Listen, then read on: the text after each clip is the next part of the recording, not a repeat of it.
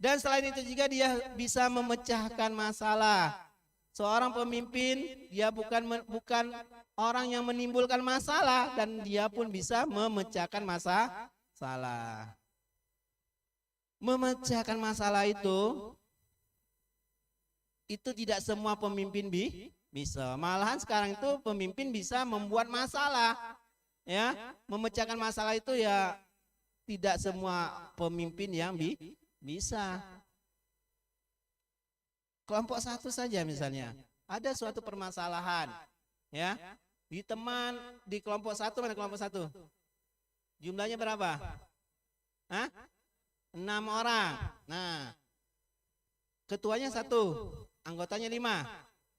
Nah, ketika ya ketua kelompok 1 diarahkan oleh panitia, hei kelompok 1 silakan ya berjalan di Sungai Musi. Nah, tahu-tahu ada 1-2 orang yang tidak bisa berenang.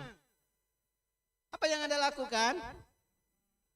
Nah, itulah memecahkan masalah. Tugas ketua mencari solusi bagaimana yang tidak bisa berenang itu.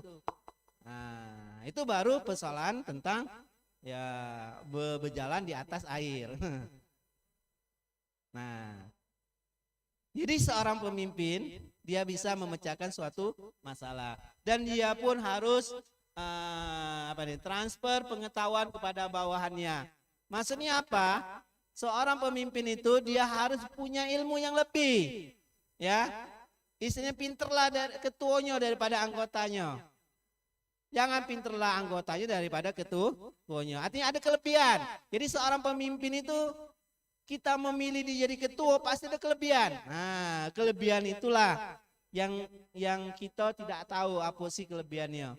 Misalnya, siapa namanya? Kau jadi ketua. Apa sih kelebihan kau jadi ketua? Silakan pakai mic. Sehingga kawan-kawan kau bisa milih kau jadi ketua. Bismillahirrahmanirrahim. Perkenalkan Ustaz, nama saya Maulana Muhammad. Bisa dipanggil Maulana. Soal pertanyaan Lihat dari